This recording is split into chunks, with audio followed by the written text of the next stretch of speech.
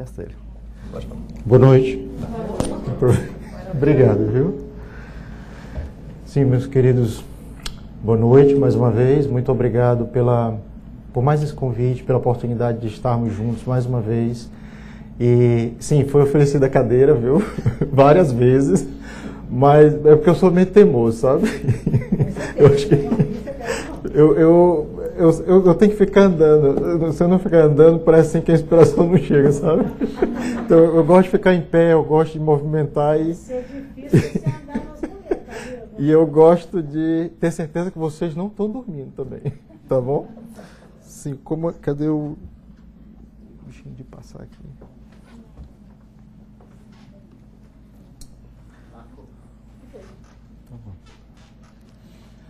Aproveitar esse tempo também para agradecer, né? Você tá vendo? Vocês de tanto desejarem, né? Fica bom, que a perna fique logo boa. Olha aí, ó. Já dá para ficar em pé. Tá vendo? Então continue desejando, continue desejando. Obrigado. Obrigado. Bom, na noite de hoje nós vamos iniciar esse estudo sobre as leis divinas. E a primeira delas, a lei de adoração, né? Esse é um trabalho que a gente já vem desenvolvendo juntamente com o Maurício, lá no centro da Spirit Society of Palm Beach. E eu espero que vocês, né, gostem, óbvio, e que a gente possa aprender juntos, né, mais um pouquinho sobre as leis divinas, tá bom? Bom, quando a gente fala das leis naturais ou as leis divinas, nós poderíamos dividi-las em dois grandes grupos, né? Tem as leis da física, né, que são aquelas que tratam, né, do movimento, transformação da matéria, calor, aquelas mesmo que a gente lembra, né, do sofrimento que passou lá no high school e no college, né, que davam dor de cabeça para a gente, né? E o outro grande grupo das chamadas leis naturais ou divinas são as leis morais, né? Essas têm a ver com a nossa relação com Deus, nossa relação com nossos semelhantes, nosso próximo, e nossas relações conosco, com a gente mesmo enquanto espírito, né? Tá bom? Bom, a obra de Kardec, onde é que a gente poderia situar as leis naturais, né, com relação à obra da codificação, né? O Divaldo costuma dizer que o livro dos Espíritos é tão bem estruturado que ele já contém o germe das outras obras, né, das demais obras. Então, se a gente admitir a divisão do livro dos Espíritos nessas 4 grandes partes que a gente está vendo aqui, as causas primárias, o mundo dos espíritos, leis naturais, e a última parte, que é esperanças e consolações, cada uma delas acaba dando origem a um novo trabalho que o Kardec nos deixou, né? Bom, as leis naturais seriam aquele germe que deu origem ao Evangelho segundo o Espiritismo, né? Que é uma da coletânea toda, particularmente das que é o que eu mais gosto, né?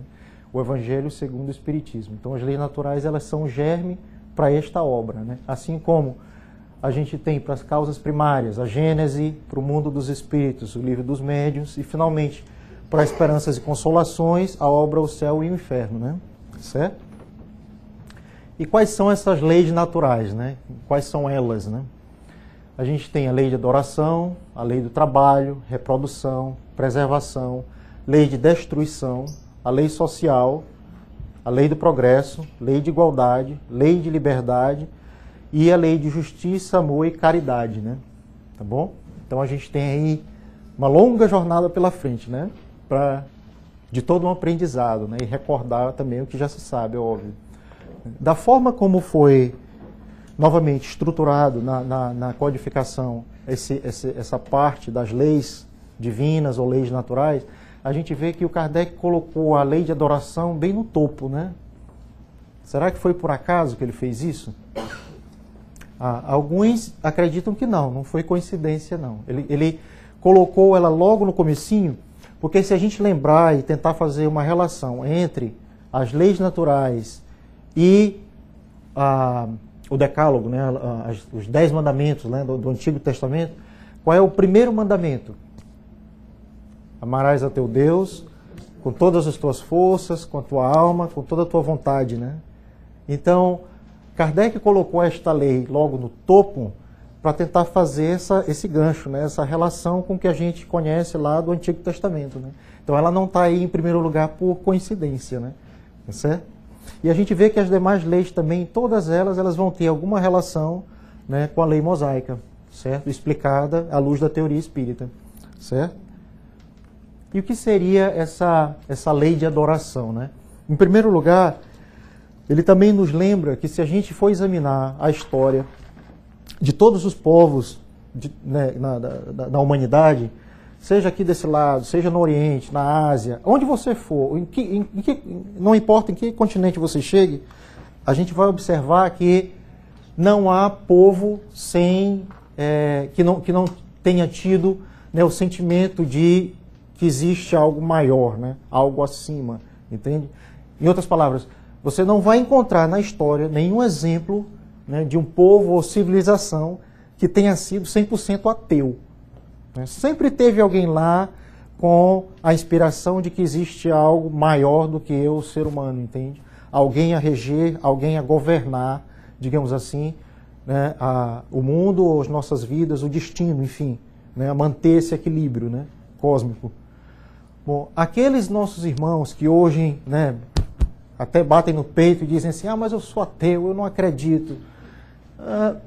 Eles vão chegar lá também. Né? O que a gente tem que ter, obviamente, é paciência, tolerância, né? E lembrar que a gente não pode colocar a adoração, ou o culto ao Senhor, ou a religião na cabeça de ninguém à força. Né? Isso a gente não pode fazer, de jeito nenhum. A gente não vai rachar a cabeça do indivíduo, colocar dentro e costurar de novo, que não é assim, né? Isso aí é algo que vai chegar para eles também, assim como um dia chegou para a gente, né? Certo? Então, com relação a eles, tudo que a gente tem que ter é o sentimento de benevolência, de tolerância e aceitar, ter paciência que um dia eles também vão reconhecer que tem um ser maior, né? Certo? Bom, em relação à lei de adoração, o aspecto que a gente vai abordar nesse estudo de hoje é a prece, né? E na questão 659, também do Livro dos Espíritos, Kardec nos diz que a prece é um ato de adoração. Orar a Deus é pensar nele, é colocar-se perto dele, em comunicação com ele. Né? Quer dizer, está aí bem sintetizado, bem resumido o que significaria a prece. Né? Mas vamos examinar o que o Evangelho nos diz. Né? Como a gente mostrou no comecinho, essa parte, né, das leis naturais, né, ela é bem focado no que o Evangelho nos diz. O Evangelho é a nossa luz e é ele que, né, coloca a semente desse amor divino no nosso coração. Então a gente vai estar sempre trazendo, né, os trechos do Evangelho para relacionar com a obra, né, de Kardec, tá bom? Bom, esse é um trecho do Evangelho segundo Mateus, capítulo 6, né, versículos de 5 a 8. Ele diz, e quando orares, não sejas como os hipócritas, pois se comprazem em orar em pé nas sinagogas e às esquinas das ruas, para serem vistos pelos homens. Em verdade vos digo, já receberam o seu galardão. Mas tu, quando orares, entra no teu aposento e, fechando a tua porta, ora teu Pai que está em secreto. E teu Pai, que vê o que é feito em segredo, te recompensará. E orando, não useis de vãs repetições, como os gentios, que pensam que por muito falarem, serão ouvidos. Não vos assemelheis, pois a eles, não vos assemelheis, pois, a eles, porque vosso Pai sabe o que vos é necessário antes de vós lhe pedirdes. Né? Então, por que a gente está trazendo esse pedacinho aqui, né, do Evangelho de Mateus? Para destacar algumas qualidades que aquela oração que vem do coração, né, a oração que é realmente bem feita, possui. Uma delas, que logo no começo ele destaca para a gente, é a discrição. Né? A oração é um ato, como a gente viu ainda há pouco, uma comunicação entre nós e o Criador. Né? Então a gente não tem que fazer alarde disso. Né? Para quê? Né? Certo? E a segunda é o fato de que ela deve ser simples. Né? A gente não vai ser ouvido pelo tanto de vezes que vai repetir, pelo número de vezes que vai fazer. Não é isso que vai fazer com que a nossa oração seja ouvida. O que vai fazer com que ela seja ouvida é que ela venha do coração. Né? É isso que ele está enfatizando. Então, numa parte, a descrição, é entre você e o Criador, né? E na outra parte, a questão da simplicidade, né? Tá certo? Tem esse outro pedaço também do qual a gente pode tirar outras qualidades que uma boa oração, digamos assim, deve possuir, né? Então vamos ler esse pedacinho. É uma parte que fala do fariseu e o publicano, né? Há alguns que confiavam em sua própria justiça e desprezavam os outros. Jesus contou esta parábola. 2 homens subiram ao templo para orar. Um era fariseu e o outro publicano. O fariseu, em pé, orava no íntimo. Deus, eu te agradeço porque não sou como os outros homens, ladrões, corruptos, adúlteros, nem mesmo como este publicano. Jejuo 2 vezes por semana e dou o dízimo de tudo quanto ganho. Mas o publicano ficou à distância, né? Está bem ali assim no cantinho, né? Ficou à distância. Ele nem ousava olhar para o céu, mas batendo no peito dizia, Deus, tem misericórdia de mim que sou pecador. Eu digo que este homem, e não o outro, foi para casa justificado diante de Deus. Pois quem se exalta será humilhado, quem se humilha será exaltado. Esse é um pedacinho do Evangelho de Lucas, né? Capítulo 18, de 9 a 14. Né? Então vamos parar um pouquinho para a gente tentar entender essa mensagem, né? que Jesus nos trouxe. Né? Bom, os fariseus eram um grupo dentro da sociedade, né, da Judéia no tempo do nascimento de Cristo. Né? E eles eram considerados aristocracia. Né? Eles representavam a tradição, né? Eram os guardiões da lei mosaica, quer dizer, eram aqueles que realmente queriam ser notados, né? Pela forma como se vestiam, pelo que tinham, entende? Eram pessoas que estavam mais preocupadas com o externo, né? O que está de fora, a aparência, do que com aquilo que vai por dentro. Né? E o publicano, quem que era o publicano? Né? Publicanos, eles eram também chamados coletores de impostos. Eles faziam mais ou menos como que um papel entre os judeus e os romanos. Né? A gente sabe que na época de Jesus, o povo judeu era oprimido, era assim como a maior parte do mundo naquela época, né? Vivia sob o jugo dos Césares, né? Dos romanos. Né? A Judéia era uma província romana. Aí o que acontece? Os publicanos, quando eu digo que eles meio que trabalhavam ali pelo meio, porque eles eram o que hoje você pode chamar de contractor. Né? Então vamos supor que eu, enquanto romano, gostaria que uma determinada praça ou templo fosse construído. Eu não ia lá e contratava direto. O publicano, que era também judeu, ele era do lugar, ele pertencia à cidade, então ele sabia quem era o carpinteiro, quem era fulano, quem era ciclano. Ele ia lá e contratava. É como se fosse o arrendatário de serviço, entendeu? E é óbvio que ele tirava o dele por fora. No caso da coletoria de impostos, o que ocorria era o seguinte: digamos que em determinado local tivessem X número de habitantes. O que ele fazia? Ele fazia um contrato com Roma. Ele dizia, olha, daqui vocês têm que tirar, vamos só por título de comparação, daqui vocês têm que tirar de imposto, vamos por $10 mil. Ele adiantava o dinheiro para a autoridade romana, e aí, por ele ter adiantado, né, o dinheiro, ele tinha o direito agora de cobrar de quem morava, né, dos moradores, entendeu?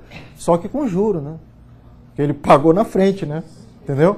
Então dá para imaginar por que o fariseu se refere a eles como ladrões, corruptos, adúlteros, entendeu? Quer dizer, os fariseus eram meio que aqui com eles, porque eles como que lucravam com os romanos, entendeu? Nas costas dos outros, tá entendendo? Mas aí o que acontece? Quando Jesus se refere a essa parte, logo no comecinho, tem um pedaço que é bem, que deve chamar a nossa atenção, né? Há alguns que confiavam em sua própria justiça, né?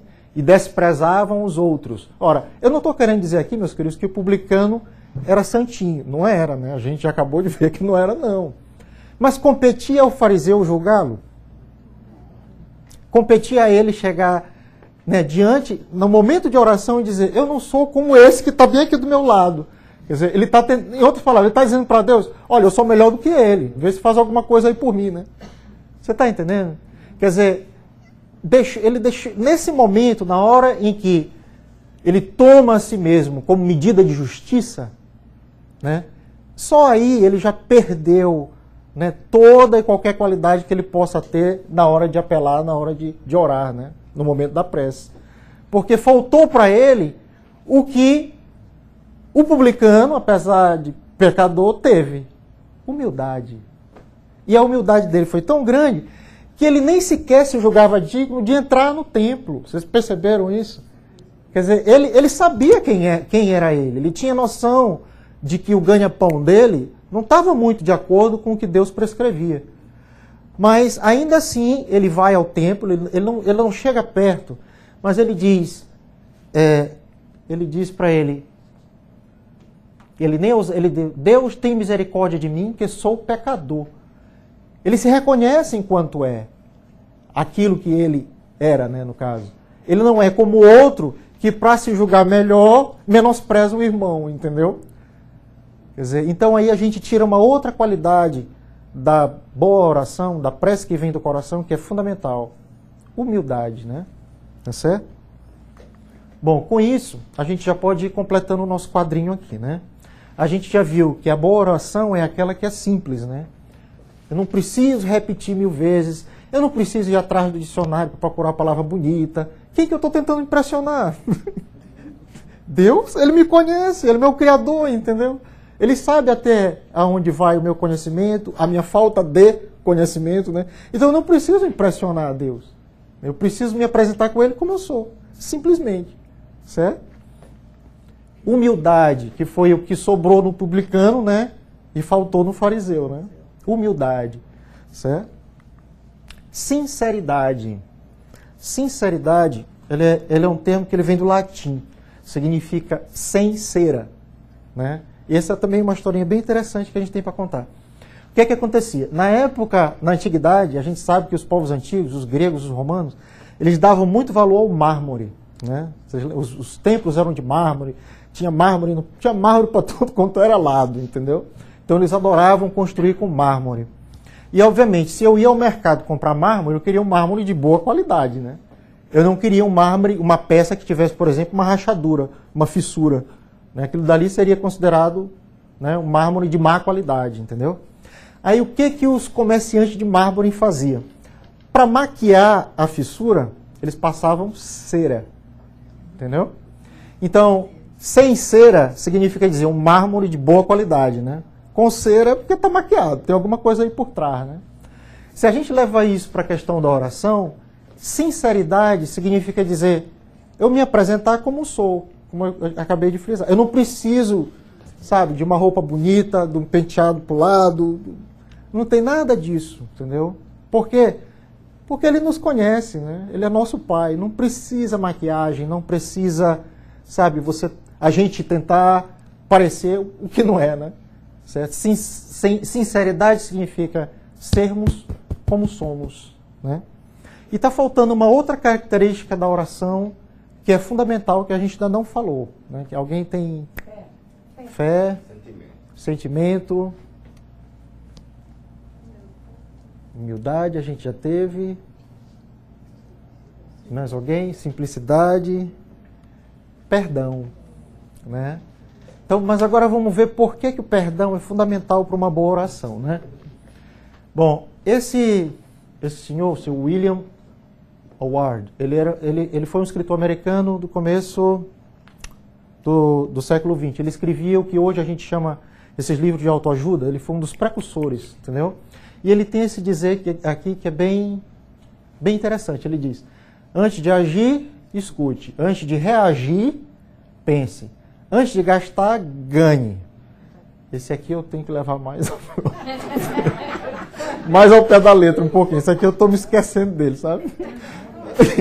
Antes de criticar, espere. Antes de orar, perdoe. Antes de desistir, tente, né? Não pode desistir antes de tentar, senão, né? Tá certo? Mas ainda no Evangelho a gente encontra, né, evidências de que o perdão é também uma característica da boa oração, né? Em Marcos, por exemplo, ele nos diz, quando estiveres orando, perdoai se tendes alguma coisa contra alguém, para que também vosso Pai que está no céu vos perdoe as vossas ofensas. né? No Evangelho segundo o Espiritismo, ele também nos diz: pois a prece não será agradável a Deus se não vier de um coração purificado de todo sentimento contrário à caridade, né? Então, a questão aqui é bem simples. Como eu posso tentar me colocar diante do Criador, que é todo caridade, todo amor, todo benevolência, sabe? Todo indulgência, se eu guardo do meu coração alguma coisa contra o meu irmão, né? Só nesse momento eu já estou me apresentando para ele com o coração manchado, entre aspas, né? Então, se eu consigo deixar de lado, né, o ressentimento, a raiva, a revolta, vai ser bem mais fácil eu tentar elevar meu coração ao Criador, né, a Deus. Ao passo que se eu tiver zangado com fulano, intrigado, sabe, a oração já não vai mais ter aquele mesmo efeito que teria se eu estivesse, né, como o Evangelho nos diz, com o coração purificado, né? Então é por isso que o perdão é também uma qualidade essencial da boa oração, né? Tá certo? Então são 4, né? Vamos repetir? Simplicidade, sinceridade, humildade, perdão. Tá certo? Perdão. Tá bom? Bom, e como é que se dá essa ação da prece, né? Como é que eu me colocando em prece eu consigo me comunicar com o Criador, ou mesmo, né, com algum outro espírito com o qual eu queira estabelecer essa ponte, né? Bom, sabe quando você pega uma pedrinha e joga assim no meio do lago? Faz aquelas ondinhas assim, não faz assim? Né? Não faz aquelas ondas? No caso do nosso ambiente, do nosso mundo, existe o que a gente chama de fluido universal, né? Tá certo? Ele envolve tanto esse ambiente quanto o ambiente onde estão, né, os espíritos, tá bom? Ele envolve todo o cosmos, tá certo? E ao invés da pedrinha, o que faz com que ele se movimente, né, que seja transmitido essa onda, é o nosso pensamento, entendeu? Então, através do nosso pensamento, a gente pode sim alcançar tanto ao Criador quanto a outros irmãos, né? Às vezes a gente está saudoso, por exemplo, hoje, só um parênteses, se eu posso só um parênteses. Hoje é aniversário da minha mãe lá no Brasil, entendeu? E de manhã a gente já se falou no telefone e tal. E aí a gente se comunica assim, né? Eu digo, minha mãe, não estou aí, mas a senhora se sinta abraçada e tal. Você está entendendo? Esse fluido universal, ele reage a esse tipo de impulso, entendeu? Então, isso é para dizer, meus queridos, que se a gente parar para pensar, a distância é só física, né? Mas no coração, né? Tá certo? Então é dessa forma que a ação da prece se transmite, né? Tá certo? Bom, de acordo ainda com o Evangelho segundo o Espiritismo, né, através da oração a gente pode propor 3 coisas: pedir, glorificar ou agradecer, né? Tá certo? Bom, pedir é o que normalmente todo mundo faz, né? Ô Senhor, me dê isso, ô Senhor aquilo, ô Senhor aquilo outro, né? Então pedir, esse daí não tem muito comentário não, né? Mas em Marcos a gente vê: eu lhes digo, seja o que for que peçais na prece, crede que obtereis e vos será concedido, né? Aí eu coloquei essa figurinha aqui. Isso aqui são os pedidos dos meus meninos, viu? Viagem pro Brasil, iPod, apoio tropical, entendeu? E por aí vai, né? Tá entendendo? Então, uma coisa que é importante a gente lembrar, meus irmãos, sim, é importante que a gente tenha o conforto, né? O resultado do nosso trabalho, que a gente usufrua, é verdade. Mas não vamos esquecer que as coisas do Espírito vêm primeiro, né? Elas têm precedência, né? Por que a gente está dizendo isso? Porque se a gente ficar só pedindo coisa material, né, é óbvio que a gente não vai ser atendido em 100%. É óbvio, entendeu? E aí não vale se revoltar com ele, né, meu querido? A gente não, porque quando a gente age assim, está se comportando como os nossos meninos, quando tem 3, 4 anos, que tudo pede e acha que tudo a gente tem que dar, né? Entendeu? Então, com relação ao pedir, sim, vamos pedir o conforto, vamos pedir o alimento, vamos pedir o trabalho, né, a roupa que veste, o carro que leva para o serviço. Isso é justo. Mas mais justo que isso é pedir as coisas do Espírito, né? Paciência, a benevolência, a caridade para com o outro. Me ensine, né, a achar a minha luz, a fazer o bem, entendeu? esses pedidos devem ter precedência, né? Tá certo? Opa. Não. Deus que é justo, esse pedaço ainda dentro do pedir, né? Por que a gente colocou esse pedaço? Porque às vezes a gente está passando por situações difíceis na vida e a gente pede sim para ser poupado delas. E faz parte da nossa natureza humana, né? Quem que quer sofrer? Ninguém quer sofrer. Né? Se a gente pudesse passar pela vida sem sofrimento, né? Mas a gente ainda não está lá, né? Ainda não chegamos nesse patamar. Como ainda não estamos nesse patamar, o sofrimento faz sim parte ainda de nossas vidas. Um dia a gente chega lá com certeza. Aí o que vai acontecer? Ao invés de eu pedir para Deus apenas para Ele, né? Faça com que isso passe adiante, passe adiante, passe adiante. A gente também tem que lembrar de pedir, me dê coragem para levar adiante essa tarefa, para levar adiante essa cruz, entende? Por quê? Porque os momentos difíceis que a gente passa, eles não são punições, né? No nosso primeiro encontro, quando a gente falou de perdão, nós verificamos que Deus é amor e o amor não pune. Deus não pune seus filhos. O amor educa. Tem uma diferença muito grande, né, entre os dois conceitos. Né? Essas provas das quais a gente reclama e se queixa, e isso e aquilo outro, muitas das vezes são elas que nos conduzem mais um pouquinho para perto dessa elevação que a gente tanto procura, para perto dessa luz que a gente tanto persegue. Entende?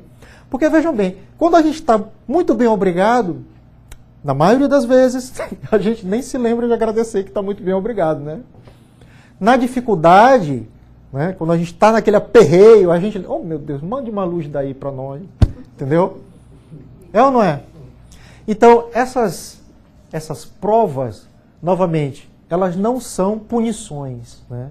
E se elas estão no nosso caminho, na nossa linha de vida, elas têm um motivo de estar lá. Pode ser que a gente esteja reparando alguma coisa que já fez antes, para poder ficar quites, né, com a lei divina. Pode ser também um teste, né, para a nossa fé, para a nossa paciência.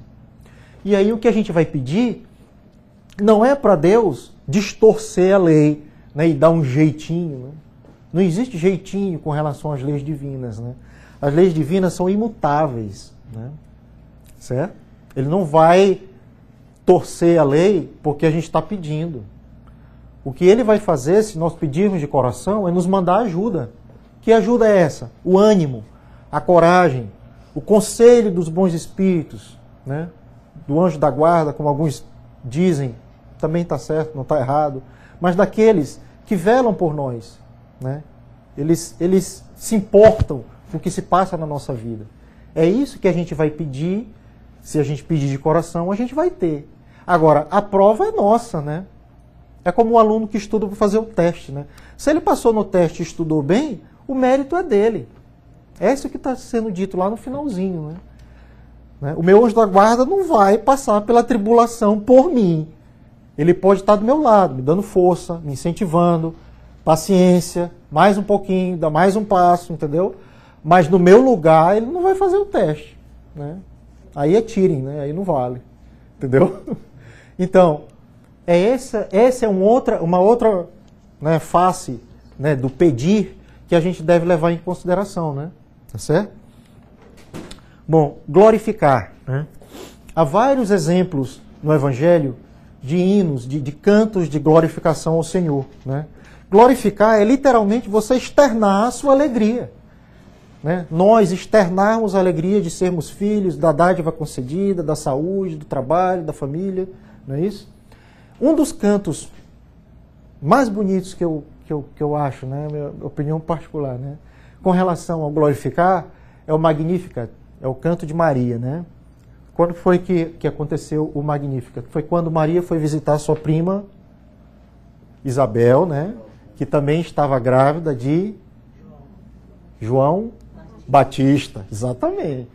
Então, ela disse, aqui eu coloquei só a primeira estrofe, né, porque eu acho que é a mais conhecida, mas ela falou: minha alma glorifica o Senhor, meu espírito se alegra em Deus, meu Salvador, porque pôs os olhos na humildade da sua serva. Doravante, todas as gerações me proclamarão bem-aventurada. E aí continua, né?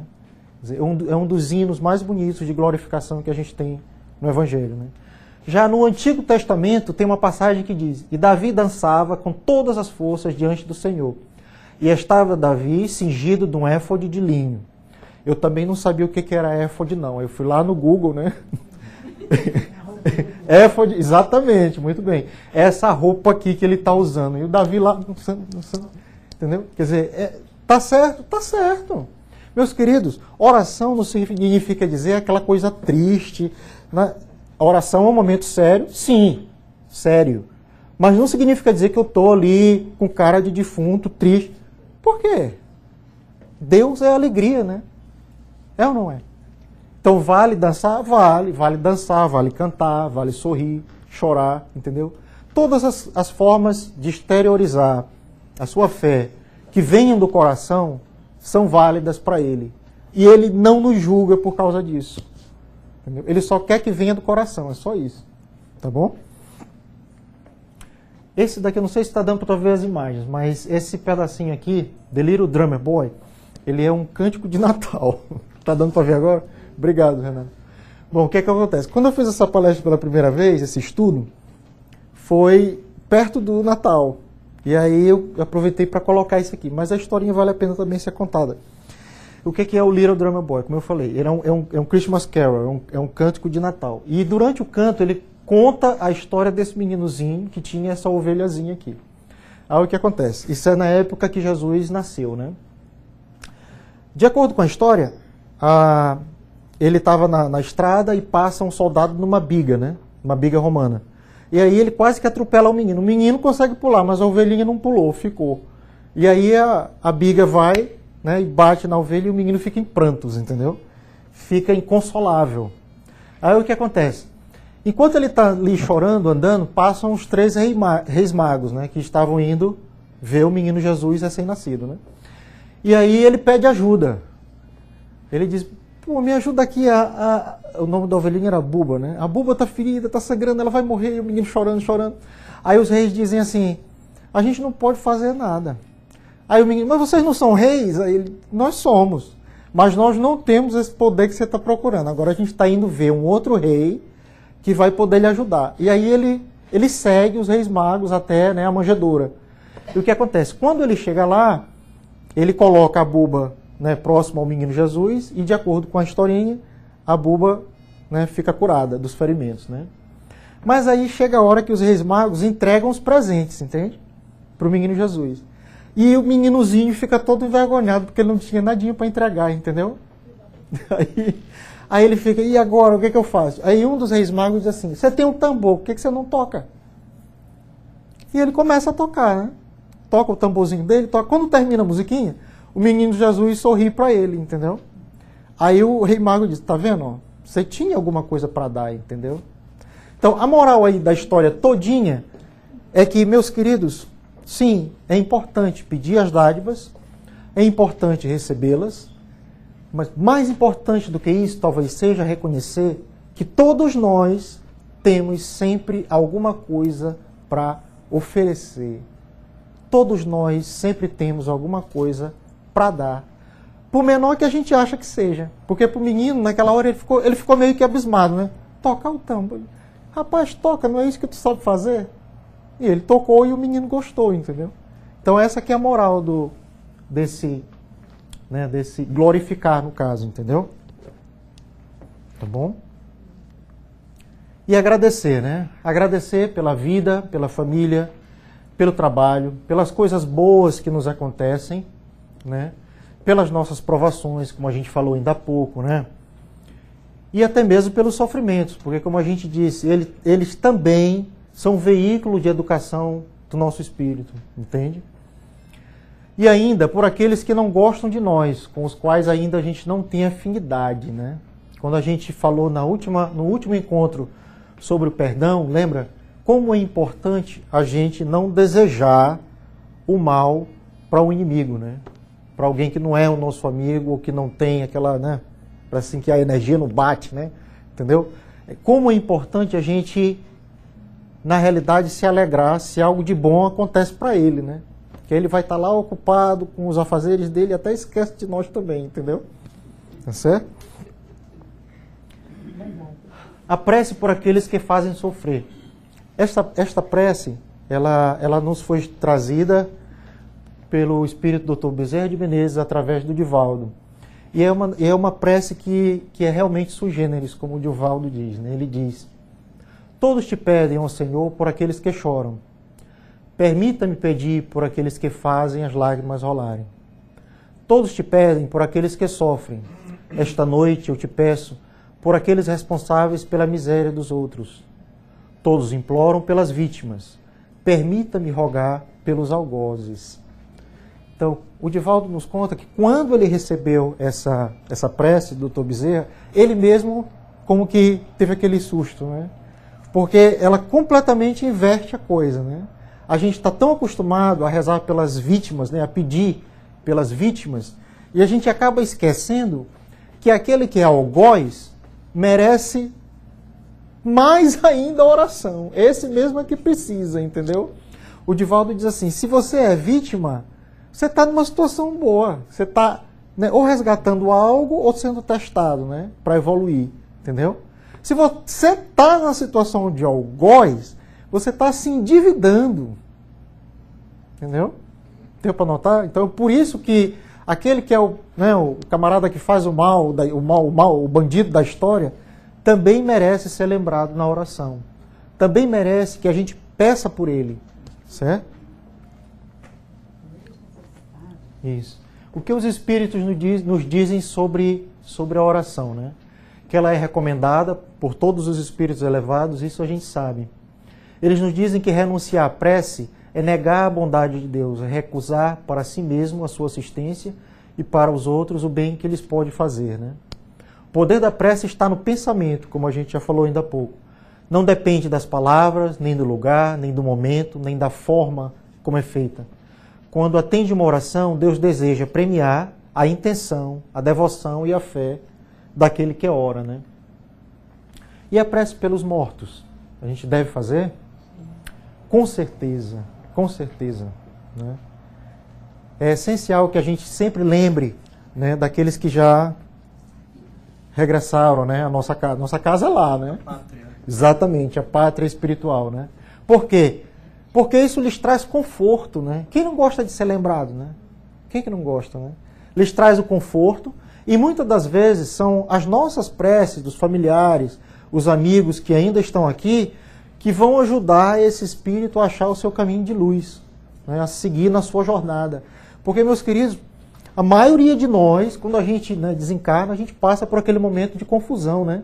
Tem aquela transição, né? Que você ainda está sendo desligado, né, dessa matéria, desse corpo.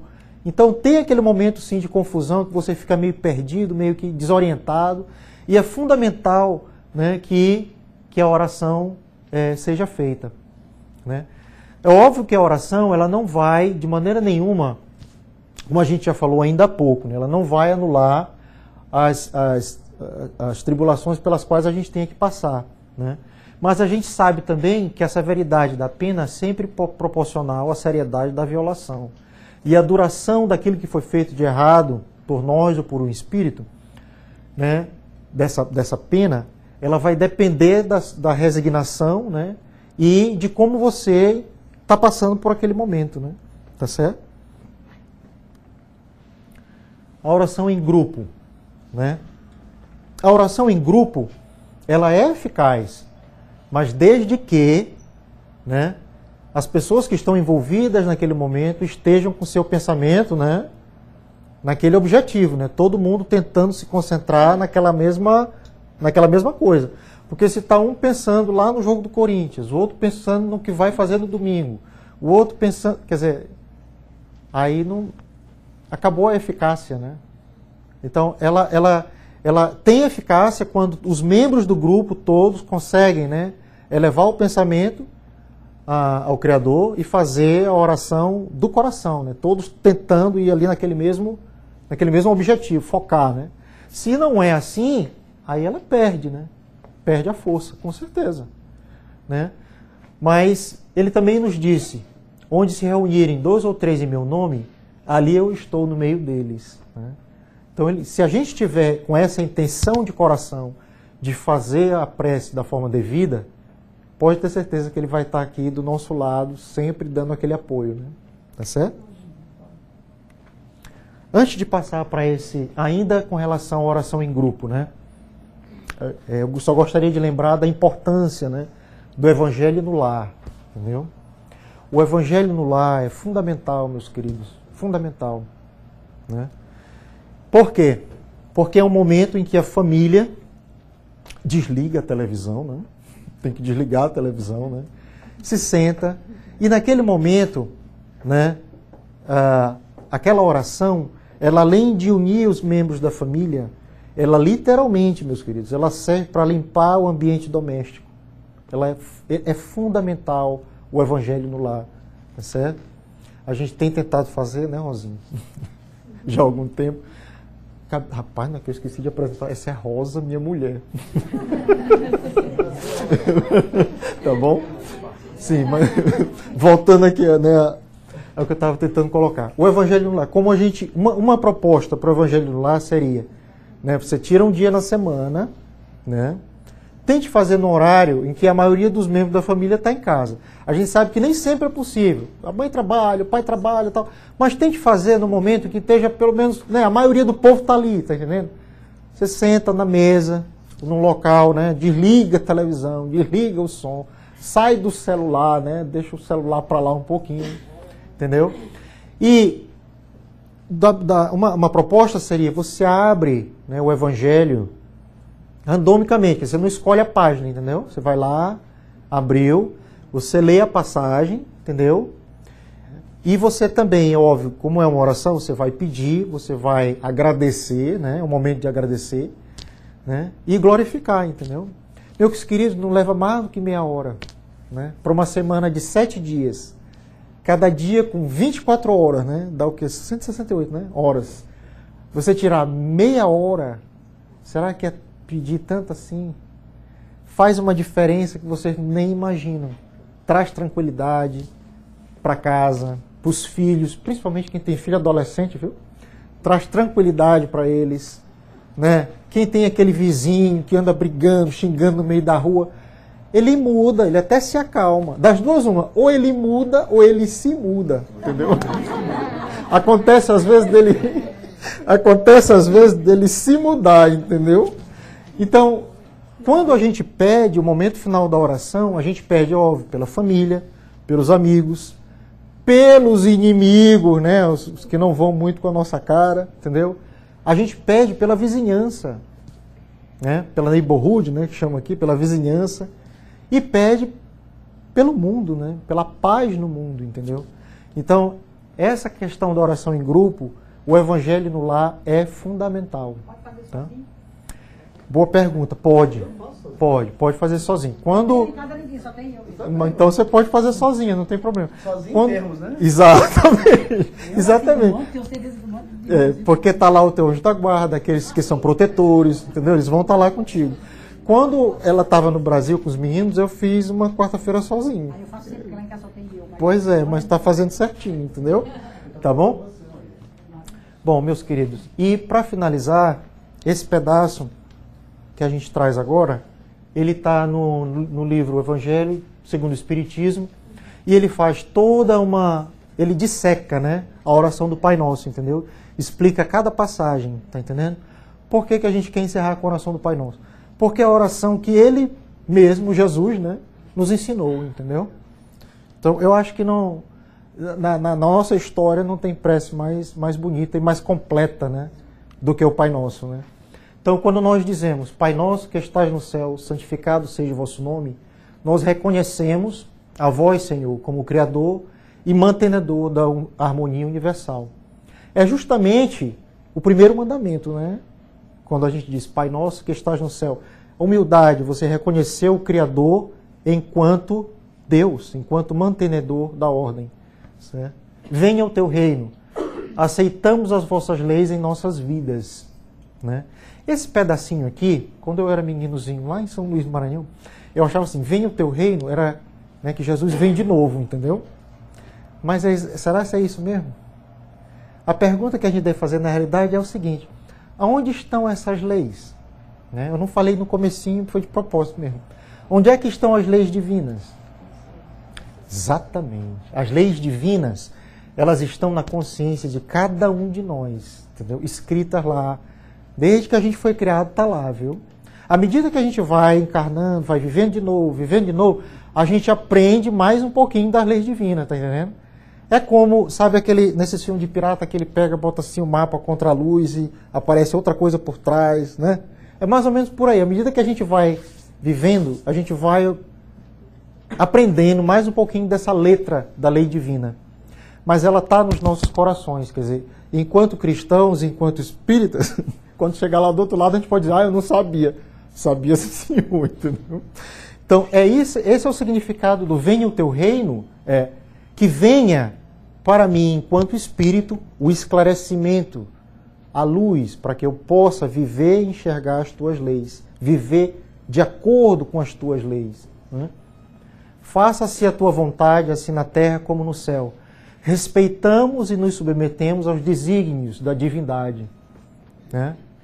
É você ter a humildade de se resignar perante os desígnios divinos. Né?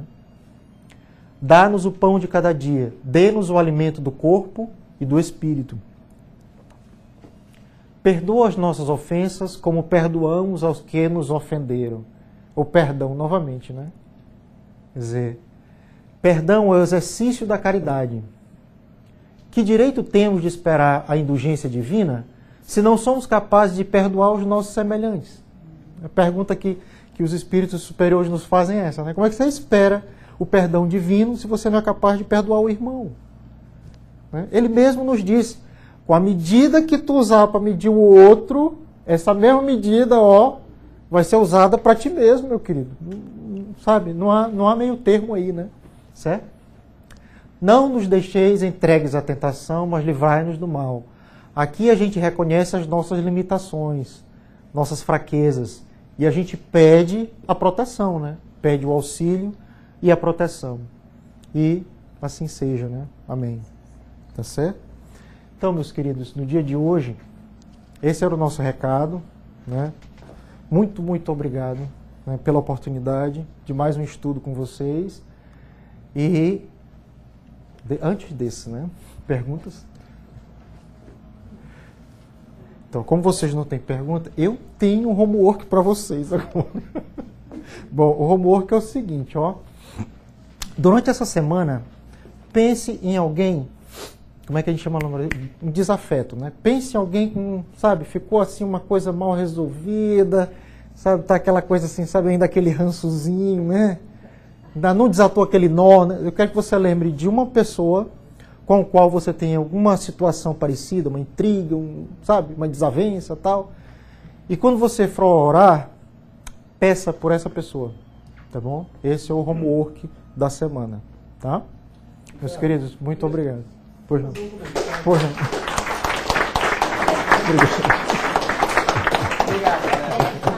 Pois não, só queria fazer um comentário. Realmente a oração é uma coisa maravilhosa, né? Eu acho que todos nós, quando nós nos deitamos, todos os dias, nós temos alguns minutos de reflexão de como foi o nosso dia, a nossa conduta diária, né? Aquela coisa toda. Mas acima de tudo, que nós possamos sentir que nós somos seres absolutamente abençoados. Com certeza. Não é mesmo? Porque problemas todos nós temos. Isso. São problemas pequenos, são problemas imensos, mas cabe a nós como nós encaramos esses problemas. Isso. Nada melhor, só para lembrar, que nada melhor que um dia após o outro. Que quando nós nos deitamos, nós vamos nos fortalecer e acordar pessoas melhores, com a capacidade melhor de resolver esses problemas. Tá? Obrigado. Né?